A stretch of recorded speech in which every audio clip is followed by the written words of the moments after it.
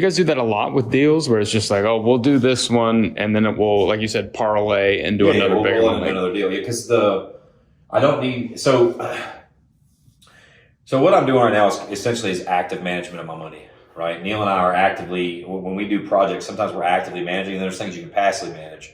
I believe passive management or lack of management would be you just do a 401k or an IRA, you just give your money to somebody else and let them, take your chances. Whereas with this, if you think about it, this is forever money, but you still have to actively manage it, right? But it's not like I'm going to sell this and go, oh, it's time to go buy a new Lamborghini.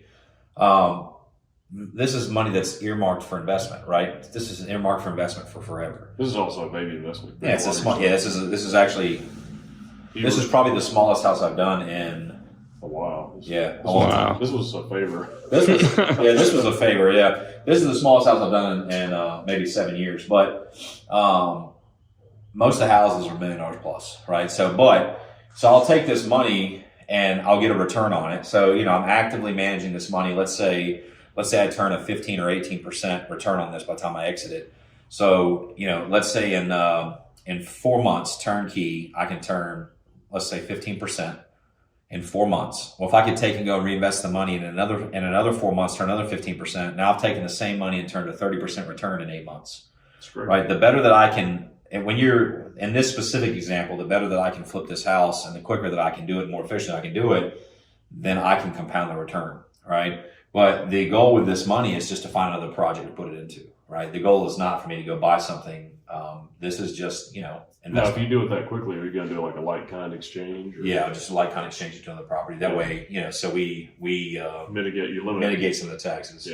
Yeah. Like-kind exchange. Like-kind. So take essentially, if you've got, let's say you have $1 million in an investment and you sell it for $2 million.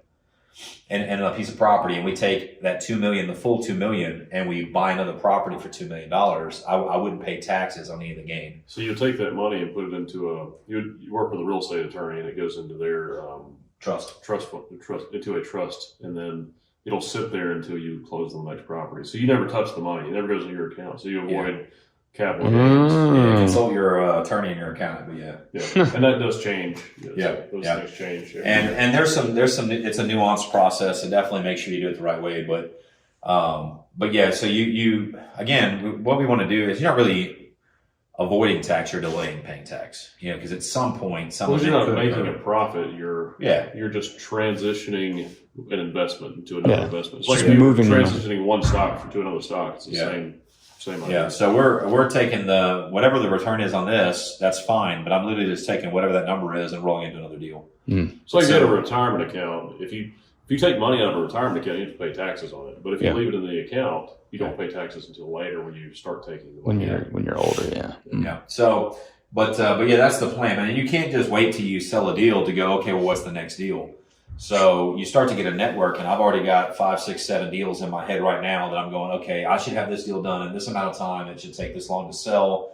And you kind of start building a pipeline of potential deals. And then there's other things that take place. Like we've got another deal in town. I'm not going to say the address, but house is probably worth somewhere between $700,000 and $850,000, depending on how well you finish it. Like, to what extent you do with the appliances and the finishing touches and how much you update it.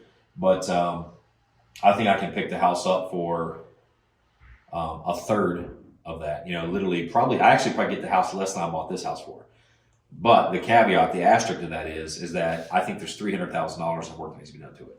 Like it's a 3-story, it's a massive home, and there was a flood on the very top floor, and it flooded the entire thing. I mean, you're talking about, it needs a lot. It's a 5-6 month project, and the only negative, the thing that throws me off of that is the economy is doing weird things. And in 6 months, if the market fell another 10%, we have to factor that. Because 10% on an $850,000 house is $85,000.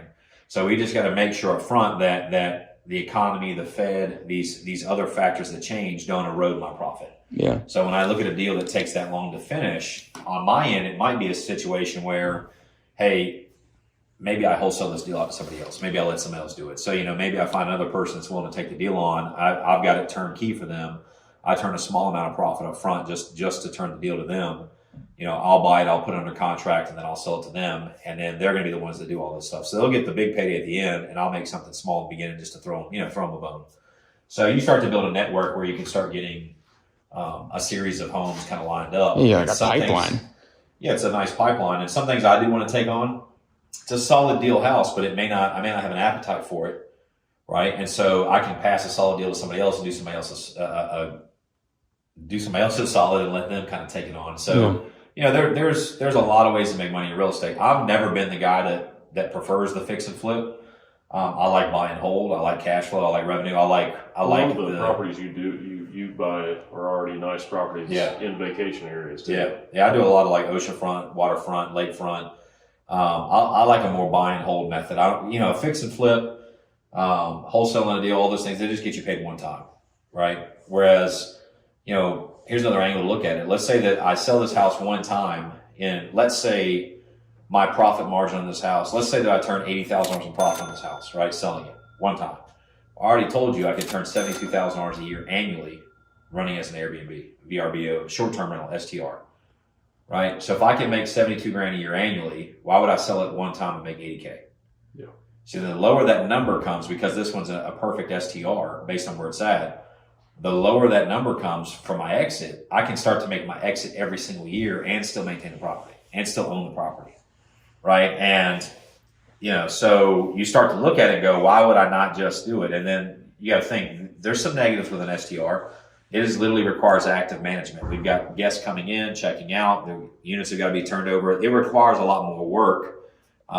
You're a property management company too. Yeah, I own a property management company, so we'll delegate it out, but it requires a lot more work than if we do a long-term rental. Long-term rental is what most people traditionally, like, they go in, your rent's $1,500 a month, you take it as it sits, essentially you furnish it with your own stuff, and as long as the tenant pays that once a month, you don't ever have any conversations, right? So long-term rentals are very close to passive, whereas a short-term rental is very actively managed. Yeah. But that's the thing. So when I'm considering exits, again, if I can get paid my exit every single year, if that number starts to drop, then I may choose a different exit. I may say, well, wait a second. If I can sell it and make this, but I can rent it and make this annually, why would I just rent it? And so the plan would be, hey, switch to an STR. We fast forward 2 or 3 or 4 years. Let's say the market recovers, whatever starts to happen, and next thing you know, instead of me selling this house at 500 grand, maybe it's at 650, 700,000. Now I've made a couple years of revenue off the home, and I'm selling at a higher exit point. Then that may make sense.